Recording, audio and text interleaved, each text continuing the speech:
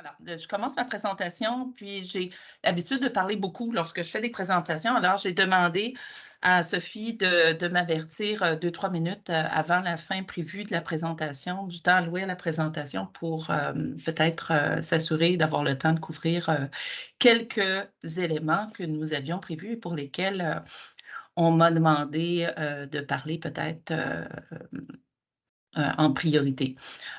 Évidemment, dans ce genre de présentation, 40 minutes, 45, là, c'est pas tellement long. Alors, j'ai décidé de quand même de faire une petite sélection d'études qui se distinguent tant au plan des mécanismes qui sont étudiés qu'au plan des devis de recherche qui sont utilisés. Alors, évidemment, ce n'est pas le reflet là, de toutes les études qui ont été menées jusqu'à ce moment-ci. Oh, j'ai l'impression qu'il y a un retour de son.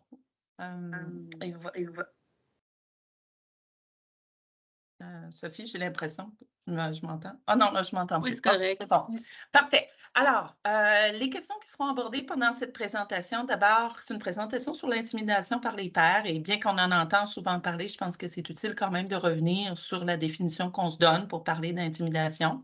Ensuite, on va discuter des hypothèses liées au mécanisme du stress qui sont proposés à être peut-être sous-jacents à l'association qu'on note entre ces expériences sociales d'adversité et les difficultés qui sont notées plus tard au cours du développement associées à ces expériences-là.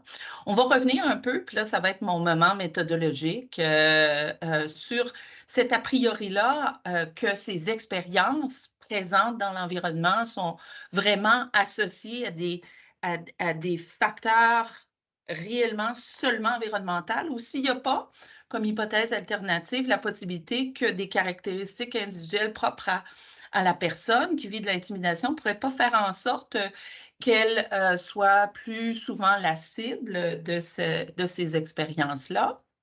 Et qu'est-ce que ça veut dire, ça, en termes de type d'études? Comment on en fait pour être plus précis dans l'examen des mécanismes qu'on propose, être associé à la fois à ces expériences-là et aux difficultés vécues plus tard au cours de la vie.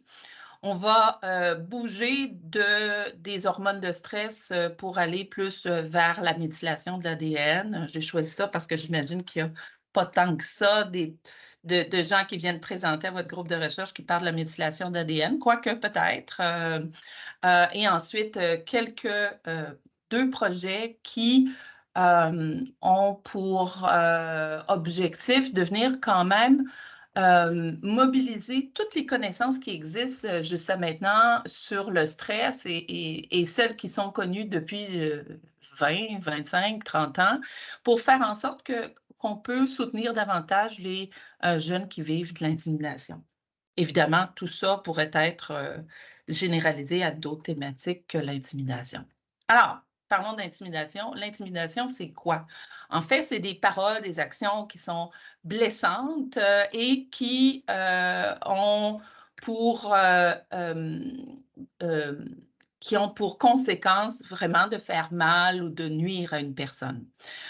La notion d'intention, bien qu'elle faisait partie de la définition initiale, l'intimidation, elle est de plus en plus remise en question et que ce n'est plus nécessairement une condition préalable puisque des paroles et des actions peuvent blesser, même si l'intention principale n'était pas de nuire.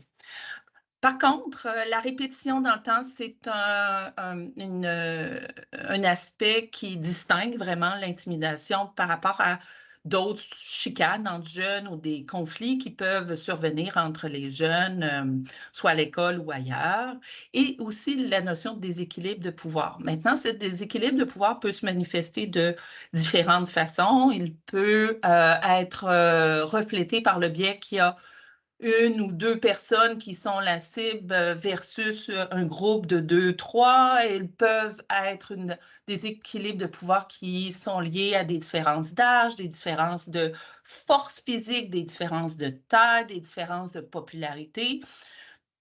Tout ça reflète cette espèce d'idée que la cible est une cible plus facile et peut faire en sorte que les autres, les personnes qui manifestent ces comportements d'intimidation, utilisent ces cibles-là pour maintenir leur statut, leur dominance, leur popularité parfois, hein, puisque l'intimidation a souvent été associée à une forme d'agression, l'agression plus proactive, donc à une des fonctions distinctes que de l'agression réactive. Des expériences qui arrivent et dans lesquelles la victime perçoit qu'il n'y a pas d'issue ou perçoit que ce serait très difficile pour elle de pouvoir s'en sortir. C'est un phénomène qui n'est pas rare, malheureusement, et pour lesquels les statistiques les plus conservatrices, je dirais, identifient qu'un jeune sur 5 qui en sont victimes. Et bien qu'on parle beaucoup de cyberintimidation, elle est en prévalence beaucoup plus rare que l'intimidation dite traditionnelle vécue hors ligne. Et dans les recherches qui sont menées, il est important pour vraiment décrire les conséquences que pourrait avoir la cyberintimidation, de prendre en compte les expériences d'intimidation vécues aussi hors ligne pour vraiment voir s'il y a spécificité dans les conséquences qui pourraient être ultimement vécues et spécifiques à la cyberintimidation, puisque une grande partie des jeunes qui vivent la cyberintimidation sont aussi la victime d'intimidation hors ligne. Maintenant, il y a des dizaines et des dizaines d'études longitudinales qui ont documenté une association entre les expériences d'intimidation vécues à l'enfance et des problèmes de santé mentale ou des problèmes liés au comportement à l'adolescence ou à l'âge adulte. Donc, cette démonstration d'association, bien que la démonstration ne soit pas d'appui causal, elle est robuste, elle est aussi consistante d'un échantillon à l'autre et elle est maintenue en dépit du contrôle d'un ensemble de facteurs individuels qui pourraient aussi expliquer en partie cette association. L'idée, c'est d'aller plus loin de cette perspective descriptive et d'aller chercher à comprendre les mécanismes par lesquels ces expériences sociales en viendraient à créer une vulnérabilité, parfois latente, donc qui ne se voit pas toujours et qui font en sorte que des années plus tard, des dizaines d'années plus tard, et même une fois rendues à l'âge adulte, ces personnes sont encore plus à risque de vivre des difficultés, même si ces expériences d'intimidation ou même de victimisation ont cessé il y a de ça fort longtemps. Donc, quels sont ces mécanismes? Bien sûr, il y en a beaucoup des mécanismes. Ils sont présents à différents niveaux d'analyse, à la fois au plan endogène comme exogène, donc plus interne que externe, à différents niveaux d'analyse. On les étudie, on a tendance à les étudier un à la fois, mais il faut se rappeler que tous ces facteurs sont susceptibles d'être en interaction dans le temps. Donc, ce sont en réalité des influences réciproques qui sont le plus susceptibles d'exister entre ces différents mécanismes-là. Donc, aujourd'hui, on va se concentrer un petit peu plus sur le cortisol, donc qui est une hormone glucocorticoïde qui est sécrétée avec l'axe hypothalamo-pituitaire surrénal. Et on va aussi parler un petit peu de méthylation d'ADN, qui sont deux mécanismes donc qui sont reliés au stress. J'imagine, Sophie vous a déjà parlé, puis Gabrielle, de cortisol, mais tout d'un coup qu'elles ne l'ont pas fait, un simple rappel que pour qu'une situation soit perçue, interprétée comme stressante, typiquement, elle est caractérisée par l'un ou l'autre ou les plus d'un de ces caractéristiques-là. Donc, une situation qui est dans laquelle la personne identifie qu'elle a un faible contrôle, donc une situation incontrôlable ou partiellement incontrôlable, une situation qui est imprévisible, qui est nouvelle et pour laquelle il y a une menace qui est perçue de la part de la personne à l'égard de son intégrité physique, hein, elle a peur de se faire mal, ou de son intégrité sociale ou psychologique, elle a peur d'avoir des conséquences qui pourraient menacer son bien-être ou son équilibre mental, ou elle a peur que l'expérience fasse en sorte que les gens la voient d'une façon différente. Et tout ça a le potentiel d'induire une réponse robuste à cette situation-là. Donc, ici, on est vraiment dans une perception de stress subjective qui a le potentiel d'être interprétée dans le cerveau, d'enclencher la sécrétion de différents neuromodulateurs et composantes chimiques qui traversent, qui vont du cerveau, qui part dans le système sanguin, qui rejoint les surrénales pour ensuite sécréter différentes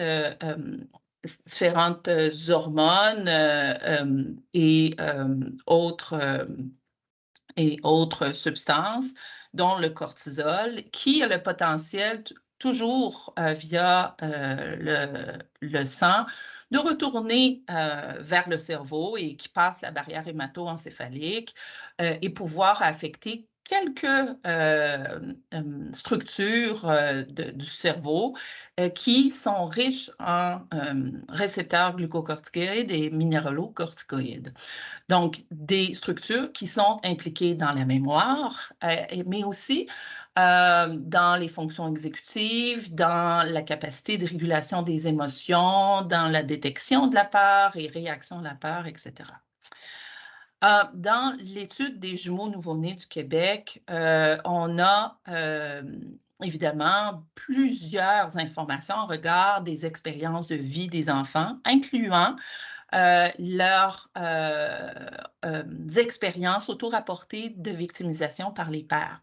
Donc, les enfants ont rapporté à 6, 7, 8, 10, 12, 13 et 15 ans jusqu'à quel point ils vivaient de l'intimidation, soit psychologique ou physique, ce qui fait en sorte qu'on a pu créer à tous ces moments un indice, un score global d'intimidation.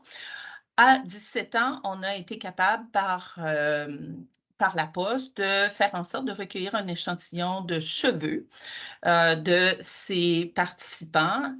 579 d'entre eux ont retourné à la fois le formulaire d'information de consentement et une mèche de cheveux, ce qui était quand même bien, considérant que cette collecte, malgré tout, s'était faite sur un bassin potentiel d'environ 1200 jeunes, et ça s'était passé pas longtemps avant leur bal de finissant. Donc, plusieurs filles ne voulaient pas nécessairement avoir moins de cheveux, hein. Le volume des cheveux était une considération juste avant le bal.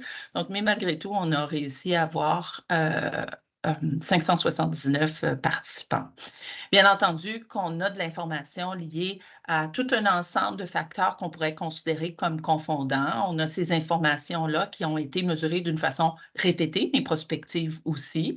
Et dans cette analyse, on a tenu compte du statut social-économique de la famille, les pratiques parentales hostiles et coercitives rapportées par les parents, de même que les trajectoires d'anxiété, d'hyperactivité et d'agression qui peuvent faire en sorte qui sont connus pour être liés à la fois à l'expérience de vivre de l'intimidation par les pairs et qui seraient potentiellement aussi associés aux différences individuelles liées à la sécrétion cortisolaire. Donc, on a contrôlé pour toutes ces caractéristiques individuelles de façon à arriver à clarifier la force de l'association plus spécifique qui existerait, c'est l'hypothèse, entre les expériences d'intimidation et la sécrétion cortisolaire plus tard au cours du développement. Évidemment, étant donné que ce n'est pas tout le monde qui ont participé à la collecte des cheveux, on a pondéré pour cette sélection, cette attrition non aléatoire dans les analyses qu'on a menées. Bien entendu, plusieurs mesures d'intimidation, c'est super, mais ensuite, on doit toujours se questionner de quelle façon on veut vraiment opérationnaliser toutes ces informations. On aurait pu faire des tests d'association avec l'intimidation qui a été vécue à chaque âge, mais là, ça fait beaucoup de tests, donc il faudra contrôler pour le nombre de tests. Donc, c'était plus ou moins optimal pour nous. Ensuite, on aurait pu créer une moyenne, tout simplement, qui permet de dire, ben, pendant cette période-là, est-ce qu'il y a des jeunes qui ont rapporté beaucoup plus d'intimidation que d'autres jeunes? Pour cet article-là, on a préféré estimer des trajectoires développementales qui permettent de dégager par des courbes de croissance basées sur des groupes, qui permettent de dégager des groupes qui montrent des expériences d'intimidation qui sont plus homogènes entre eux, mais qui se distinguent suffisamment de celles des autres groupes. Donc, on a testé un groupe jusqu'à 4 groupes, puis en fonction des indices de fit des données et de parcimonie, le meilleur modèle, c'était un modèle pour lequel les participants de cet échantillon-là se regroupaient en 3 groupes. Ici, est-ce que vous voyez mon... Ah non, je pense qu'il faut que je le fasse bouger ici. Est-ce que vous voyez ma petite souris? Oui. OK. Donc, il y a un premier groupe composé de 32 de l'échantillon qui vivait à peu près pas d'intimidation. Un deuxième groupe qu'on a nommé occasionnel ou plus modéré, des jeunes qui vivaient par moment des situations qui renvoient à l'intimidation, mais qui étaient somme toute modérées par rapport à cet échantillon-là. Et on observe à peu près 15 de l'échantillon, ce qui correspond grosso modo aux statistiques reportées dans d'autres populations, le fait que des jeunes présentent à travers la période de l'enfance et de l'adolescence des plus fréquentes expériences de victimisation par les pairs. OK? Donc, et ici, je ne sais pas si vous voyez, toutes ces expériences ont tendance à diminuer avec l'âge, qui est aussi très typique de la victimisation par les pairs, qui a tendance à atteindre des prévalences maximales au cours de l'école primaire, autour de 8 à 10 ans, puis ensuite a tendance pour un ensemble, en moyenne, pour l'ensemble des jeunes, à diminuer par la suite. Donc, qu'est-ce qu'on a noté en lien avec l'association entre le cortisol dans les cheveux et ces trajectoires-là? Ici, vous voyez sur l'axe des X, chacune des trajectoires, lower, moderate, higher, désolé, c'est en anglais, et ici, dans l'axe des Y, vous avez HCC, c'est Hair Cortisol Concentration, donc c'est le cortisol dans les cheveux. D'abord, l'association qui a été testée sans égard au sexe a montré une absence de corrélation entre ces variables-là.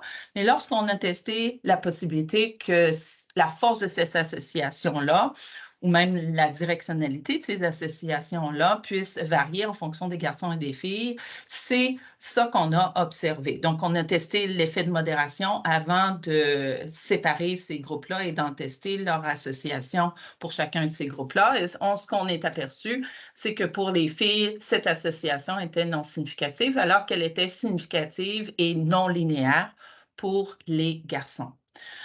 Toujours au sein d'un même échantillon, c'est exactement la même observation qu'on a fait lorsqu'on a, cette fois-ci, pas juste considéré l'intimidation par les pairs, mais considéré l'intimidation par les pairs et d'autres indices d'adversité qu'on a utilisé pour créer un indice global d'adversité au cours de l'enfance et de l'adolescence, cumulant l'intimidation par les pairs, mais le statut socio-économique, la dépression maternelle, la consommation d'alcool des parents pendant l'enfance et l'adolescence, le fait d'être né d'une mère qui avait moins de 21 ans à l'âge de naissance du premier enfant, les pratiques parentales coercitives et hostiles, la violence perçue dans le quartier. Donc, ici, ça nous a permis de créer un indice d'adversité cumulatif. Ici, toujours la même variable de cortisol dans les cheveux et on a vu, encore une fois, une relation non linéaire entre ces construits. Est-ce que ça va pour ça? Là, je ne vous vois pas, là. Fait que s'il y a des Oui, mains qui se lèvent, vous voyez, ça va? D'accord. c'est Alors, beau. j'enfile, puis j'imagine qu'on pourra en discuter par la suite. Donc, petit moment méthodologique maintenant. Je vous invite à revenir un petit peu sur ces hypothèses que nous avons cherché à examiner. En fait, ce qu'on proposait, c'est qu'on voulait voir, on voulait tester s'il y avait une association qui existe entre ces expériences sociales et la sécrétion de cortisol subséquemment. Donc, après avoir vécu ces expériences-là. Bien que ce sont des associations qu'on teste, bien que ces associations sont testées dans un devis longitudinal, il reste qu'on est quand même dans un devis observationnel pour lequel on ne peut absolument pas statuer quand l'hypothèse d'un effet causal de l'expérience d'adversité sur les différences individuelles liées à la sécrétion de cortisol. Ça veut dire qu'il y a tout un ensemble de facteurs confondants qui pourraient faire en sorte qu'on pourrait surestimer ou bien sous-estimer la force de l'association qui existe entre ces deux éléments-là. Et en absence d'un devis expérimental, on ne peut absolument pas statuer quant à la véracité ou ou donner un soutien quelconque à l'hypothèse causale. On est toujours pris avec le fait qu'on observe des associations. Par contre, on peut quand même chercher à voir si on contrôle d'une façon optimale et la plus stricte possible pour tout un ensemble de facteurs confondants qu'on aurait pu mesurer dans nos études ou qui pourraient exister aussi et qu'on pourrait le contrôler de d'autres façons par le biais de d'autres devis méthodologiques. Et là, ici, je voulais rappeler que en plus des autres facteurs individuels qu'on avait déjà, pour lesquels on avait déjà exercé un contrôle statistique, les gènes, notre bagage génétique, ont déjà été rapportés pour être associés à un risque, d'une façon modérée, à un risque de vivre l'intimidation par les pairs. Et on a aussi montré que la sécrétion cortisolaire, incluant celle associée à mesurer dans les cheveux, était aussi en partie héritable. Donc, le bagage génétique peut être un facteur confondant à l'examen de la force de l'association ou l'existence d'une association entre ces deux variables-là. Je le bouge sur le mauvais écran, je vais le bouger ici sur le bon écran. Par ailleurs, d'autres expériences d'adversité et de victimisation, comme la maltraitance, est aussi connue pour être associée à l'intimidation par les pairs et à des différences au sein du cortisol. Donc, je vous invite à toujours avoir exercé beaucoup de prudence dans l'interprétation de nos études d'association. Puis là, ici, c'est une petite bulle là, que j'ouvre. Et en ce moment, dans la littérature, il y a un questionnement important qui continue à exister en regard de la remise en question de la nature environnementale de nos expériences environnementales. Tantôt, je parlais de l'intimidation par les pairs, mais est-ce que l'intimidation par les pairs est une expérience qui est vécue dans l'environnement, mais est-ce qu'elle pourrait être en partie tributaire des caractéristiques individuelles de la personne, incluant son bagage génétique? Et on le sait par les études antérieures que c'est le cas. Et on a continué ici, puis on est en train de travailler là-dessus. On a aussi mesuré dans cet échantillon-là, d'une façon prospective, les expériences d'abus et de négligence. C'est un travail qu'on a fait notamment avec Marie-Claude Geoffroy, Sarah Scaceda, McGill, c'est l'étudiante du doctorat qui a opérationnalisé ces variables-là. Puis on a travaillé avec voyons, Anne Langevin, c'est quoi son nom? Pourtant, McGill aussi, voyons. Et Delphine Collin-Vézina. Mais là, je bloque sur le prénom de Rachel Langevin. Langevin? Rachel, oui, pas de Anne pantoute. Oui, c'est ça. Rachel Langevin. Donc, on a travaillé avec eux pour générer des indices de maltraitance. Et ici, on a regardé ici plutôt, on a regardé en utilisant des données génétiques distribuées qu'on a mesurées à travers tout le génome des participants de l'ELDEC. On a regardé et on a créé des indices cumulatifs qui se représentent en une seule variable et qui décrivent le risque génétique tel qu'on le connaît, avec les analyses qui ont été menées dans des grandes études d'association à travers le monde, le risque d'avoir des comportements externalisés, le risque génétique de manifester des comportements liés au déficit de l'inattention et de l'hyperactivité, de même que le risque génétique, les caractéristiques génétiques qui prédisent l'atteinte d'un niveau d'éducation supérieur. Donc, tous ces indices génétiques sont liés, ou à peu près, là, à part ceux que vous voyez non significatifs, sont liés à des expériences de maltraitance et générales, telles que cumulées, ou à l'expérience de vivre de la négligence ou de l'abus d'une façon plus spécifique. Et en regard de la victimisation par les pairs, on voit que ces indices génétiques globaux prédisent quand même jusqu'à à peu près, là, ici, j'essaie d'y aller vite, là, 11 13 et 10 de la variance, qui est quand même, pour ce type d'indice-là, un pouvoir prédictif assez notable. Donc, et évidemment, l'idée est tout le temps de voir comment ces indices génétiques liés à ces trois construits est-ce qu'ils sont liés au comportement externalisé? La réponse est oui. Et de façon plus intéressante encore en ce qui me concerne, c'est comment c'est pas est-ce qu'ils sont liés, mais c'est comment ce risque génétique-là en vient à être lié aux différences individuelles liées aux problèmes de la conduite. Et une partie de cette influence-là, de cette association-là, s'expliquerait par les expériences d'intimidation. Donc, je ferme un petit peu cette bulle-là de score polygénique. J'imagine, je pense que Michel vient présenter aussi au sein de votre groupe bientôt, là, donc il va pouvoir en parler un petit peu plus. Là, ce qui m'intéresse, c'est d'utiliser le génétique pour mieux décrire les influences de l'environnement, incluant les expériences d'intimidation par les pairs.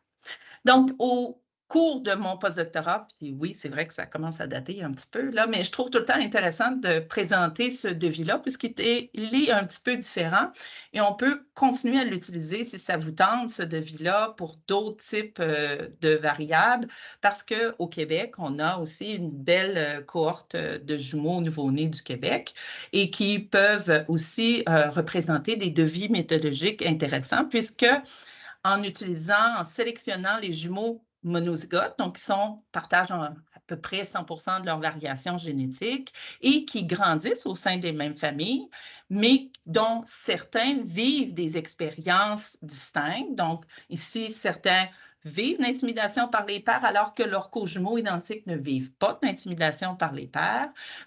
On exerce un contrôle beaucoup, beaucoup plus grand sur tout un ensemble de facteurs confondants qui sont partagés au sein d'une même famille, mais aussi en contrôlant pour des caractéristiques individuelles qu'on a mesurées, on permet aussi vraiment d'ajouter à ce contrôle statistique, ce qui en fait ça représente un devis de recherche quasi expérimental. Évidemment, il n'y a pas de randomisation, mais le niveau de contrôle fait en sorte qu'on arrive à ce type de devis-là.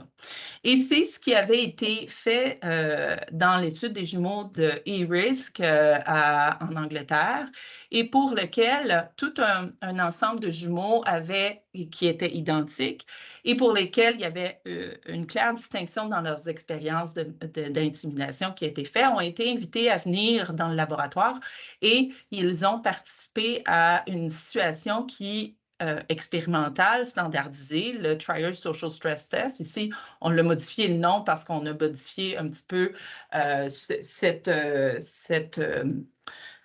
situation expérimentale pour l'adapter aux enfants. Et donc, tous les jumeaux ont passé cette situation expérimentale et on a recueilli de la salive pour en mesurer le cortisol à 5 reprises.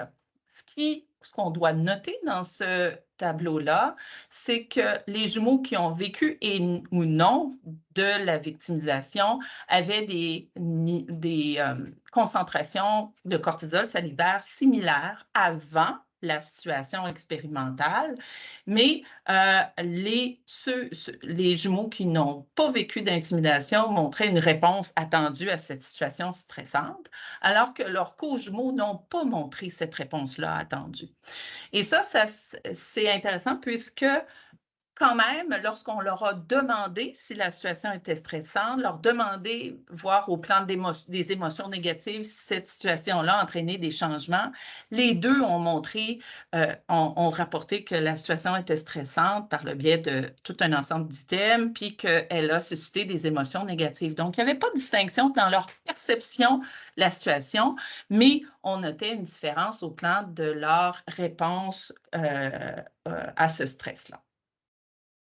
Est-ce que le fait de sécréter moins de stress, c'est un indicateur de résilience? Je vous invite à la prudence. En tout cas, moi, c'est ce que je tente de faire, puisque ici, au sein de ce même échantillon-là, on a noté que plus les victimes avaient une réponse plus faible à la situation stressante, plus ils rapportaient des problèmes sociaux et des problèmes extériorisés aussi. Donc, peut-être pas un indice de résilience nécessairement. Ça va pour ça? OK. Je continue à avancer. Maintenant, on passe à un autre mécanisme lié au stress, les mécanismes épigénétiques. Là, je vais garder ça excessivement simple, le plus simple possible. L'épigénétique, c'est comme son nom le dit, ce qui se passe, c'est les composantes chimiques qui entourent et puis autour du génome. OK? Puis une façon de le voir d'une façon très, très simple, c'est lorsqu'on ouvre un livre, tous les mots sont écrits avec des lettres. Ce qu'on pourrait penser que c'est un peu la base là, les bases paires. Voyons, j'ai un petit bloc, là, les nucléotides là, qui sont à la base de notre séquence d'ADN. Donc, les mots donnent un sens, les phrases donnent un sens, les paragraphes donnent un sens qui peut être interprété. Donc, ça, c'est le génome. L'épigénome, ici, je viendrais prendre un crayon de plomb et je vais commencer à biffer certains mots, certaines phrases, certains paragraphes. Bien, l'histoire, elle est encore là, le message, elle est encore là, mais le message, on ne peut pas y accéder de la même façon. Et ce message ne peut pas être traduit de la même façon. Et ce qui se passe, et c'est ce qui se passe avec des modifications épigénétiques, ça ne change pas la séquence d'ADN, le message reste présent, mais ça risque de changer la façon dont ces parties du génome sont exprimées, donnent lieu à l'expression d'acides aminés et de protéines éventuellement, parce qu'on sait que les gènes ne codent pas pour des comportements. Donc, qu'est-ce qu'on avait fait dans le même échantillon anglais pour lesquels on était dans un devis de jumeaux identiques, discordants en fonction de l'intimidation par les pairs, c'est qu'on est allé mesurer à différents endroits du gène transporteur de la sérotonine, voir si la méthylation de l'ADN, qui est une forme de modification épigénétique, était distincte en fonction des victimes et des non-victimes. On avait noté une différence de moyenne, mais vous notez qu'elle est petite, cette différence de moyenne-là. Très typique, par contre, des études qui sont menées chez les humains. Lorsqu'on a, par exemple, été voir à tous les endroits de cette région-là pour laquelle on a fait des mesures de méthylation, on s'est aperçu qu'en fait, cette différence significative qui était notée au plan de la moyenne des 12 sites CPG pour lesquels on a des mesures de méthylation, c'était principalement à un endroit précis de cette région-là qui donnait lieu à ces différences significatives. Et fait marquant ici, c'est de la méthylation a été quantifiée à partir d'ADN qui a été extraite à 10 ans. Toutefois, on avait accès pour cette sous-échantillon-là à de l'ADN qui avait été extraite à 5 ans, avant que les expériences d'intimidation aient commencé. Et ce qu'on s'est aperçu, c'est qu'il y a eu une augmentation de la méthylation d'ADN à ce site-là particulier qui était significative, mais qui n'était pas présent pour leurs co-jumeaux identiques qui n'avaient pas vécu d'intimidation. Et cette différence-là dans la méthylation d'ADN était liée à la sécrétion cortisolaire que je vous ai montré tantôt. Donc, maintenant, je continue à étudier avec plein de collègues de quelle façon l'intimidation par les pairs est liée à certaines difficultés qui sont notées plus tard au cours de la vie. Puis on continue à essayer de chercher les mécanismes qui pourraient expliquer ça. Et dans l'ELDEC que je vous ai parlé tantôt, dans un sous-échantillon de l'ELDEC de 149 participants, on a de la méthylation d'ADN et pour lequel on est allé essayer de voir si il y avait une association qui était significative avec ces différences-là au plan de l'ADN en contrôlant pour un ensemble de facteurs confondants.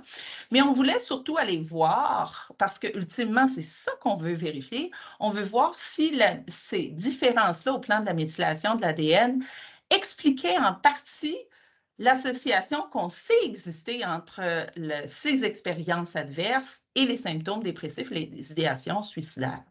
Alors, c'est un travail qui a été réalisé par Léa Perret et qui a été publié en 2023. Et cette fois-ci, on n'est pas allé mesurer à chaque endroit de l'épigénome. Il y en a des milliers, des centaines de milliers d'endroits, mais on s'est fié sur des indices cumulés, comme un peu le ACE. Hein? Il y a j'imagine que vous connaissez bien le ACE, qui est un indice cumulé d'adversité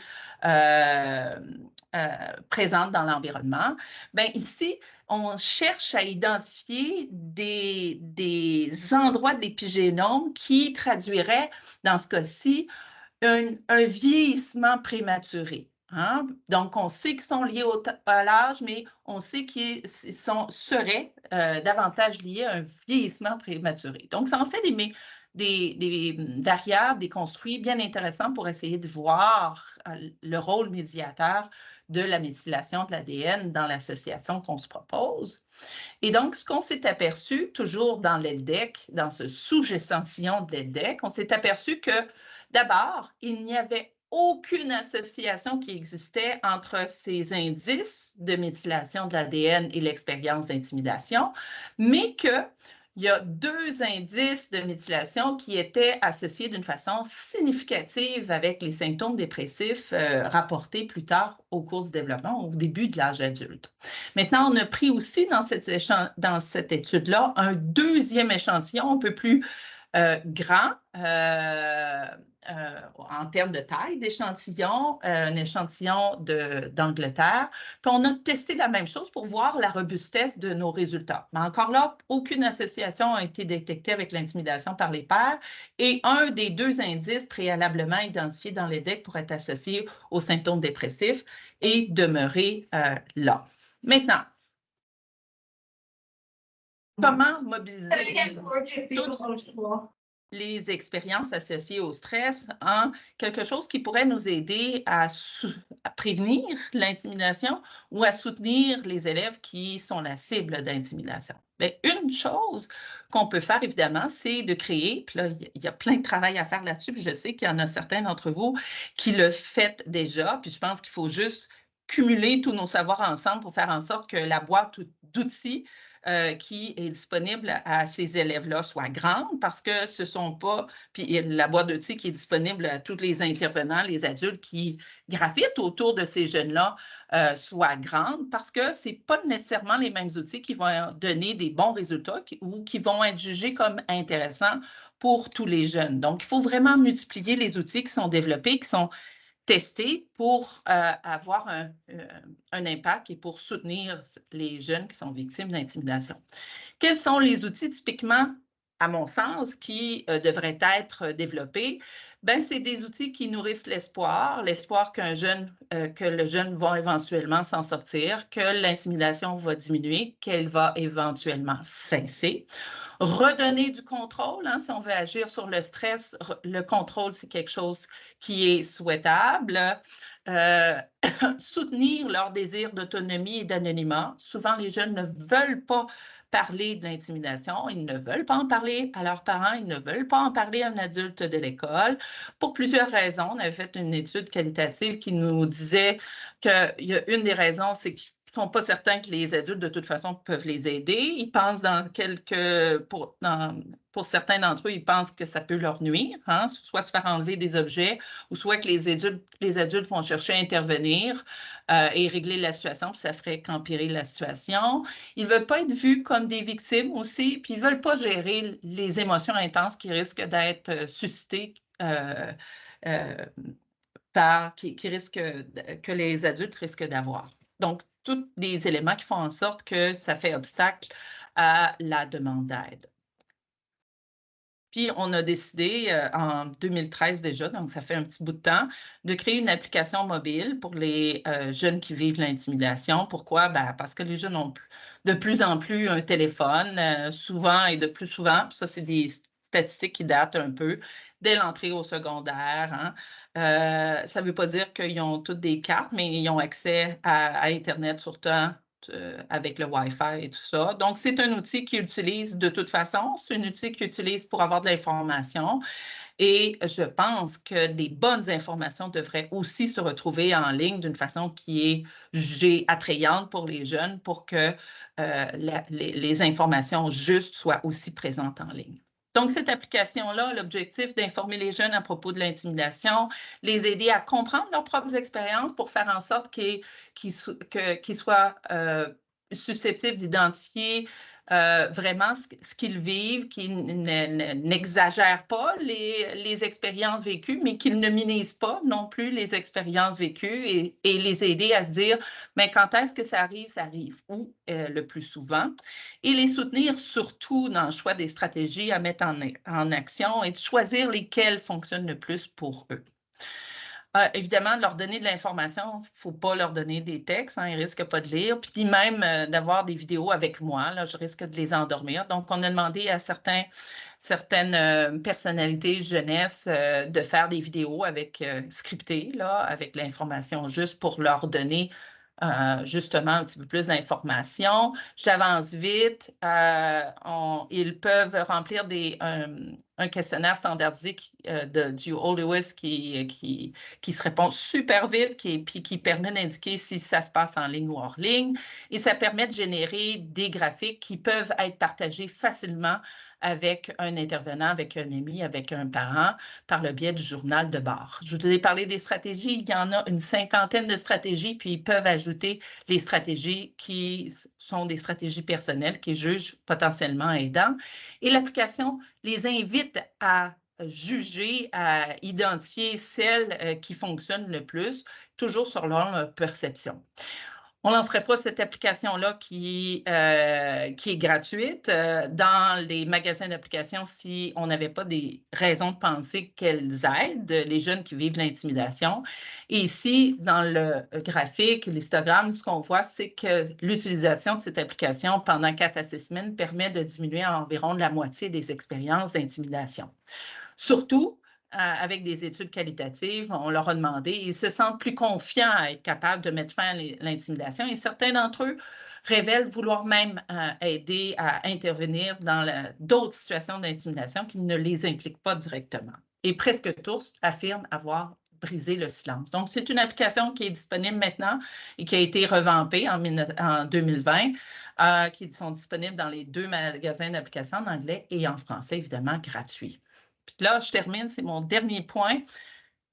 Le problème, c'est bien beau de vouloir créer des outils, mais l'enquête nationale de la sécurité dans les violences à l'école, conduite par Claire Beaumont, il a identifié que la majorité des enseignants au secondaire disaient n'avoir jamais reçu aucune formation soit initiales à l'université ou soit depuis qu'ils sont en fonction, pour leur aider à savoir comment faire en situation d'intimidation, quoi faire en situation d'intimidation, puis qui ont très peu de ressources. C'est un constat qui a été aussi fait par l'Institut national de santé publique il y a quelques années. Donc, on a décidé avec des collègues en éducation, François Bohen et Éric Morissette, de co-créer avec les intervenants scolaires une formation disponible en ligne, qui est évidemment gratuite, qui contient 5 modules narrés qui leur permettent ultimement de détecter les situations d'intimidation, de les signaler, de bien communiquer avec l'équipe école pour faire en sorte que ces situations-là soient suivi par la suite, que les rôles de chacun soient très, très clairs, outre les obligations légales, et qu'ils soient davantage capables d'intervenir en situation d'intimidation. Il y a une trentaine d'outils, plein d'activités, quiz, des capsules vidéo, et d'une façon importante, ça a été revisé par un comité aviseur. Donc, j'ai fait simplement des petites captures d'écran pour vous montrer de quoi ça a l'air. C'est sur le site Studium Formation continue de l'Université de Montréal, mais accessible avec n'importe quelle adresse courriel. On n'a pas besoin de faire partie de la communauté de l'Université de Montréal. Il y a des activités pédagogiques, il y en a plein. Là, je vous ai juste montré une. Des trentaines d'outils. Des fois, c'est des infographies, des fois, c'est des grilles d'entretien, des fois, c'est des guides d'intervention. Il y en a une trentaine, je voulais juste vous les montrer. Des fois, c'est des façons de partager comme celle-ci l'information à des parents, tout en ayant la possibilité d'écrire, d'identifier la personne qui est responsable du dossier d'intimidation à chacun de leur école. Donc, personnaliser un petit peu en bas ces infographies. Donc, plein d'outils qui sont disponibles, des vidéos qui ont été réalisées pour accompagner tout ça. Et on est en train de mesurer l'impact de cette formation-là en ce moment, avant qu'elle ne soit diffusée au grand public à partir de l'automne. Et on a reçu un financement du ministère de la Famille pour maintenant faire la suite de cette formation-là, qui est une formation spécialisée qui a pour but d'identifier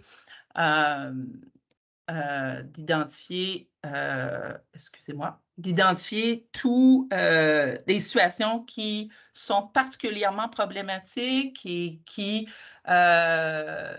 pour lesquelles les intervenants nous ont dit ne pas avoir les ressources et les compétences et l'expertise pour pouvoir agir d'une façon efficace. Alors, on prend ces types de situations-là qui nous ont été communiquées par des dizaines d'intervenants scolaires et on est en train de créer des formations beaucoup plus spécifiques en fonction de ces situations de type-là et qui impliquent évidemment les connaissances, les modèles théoriques d'intervention qui permettent et des outils qui vont permettre de réaliser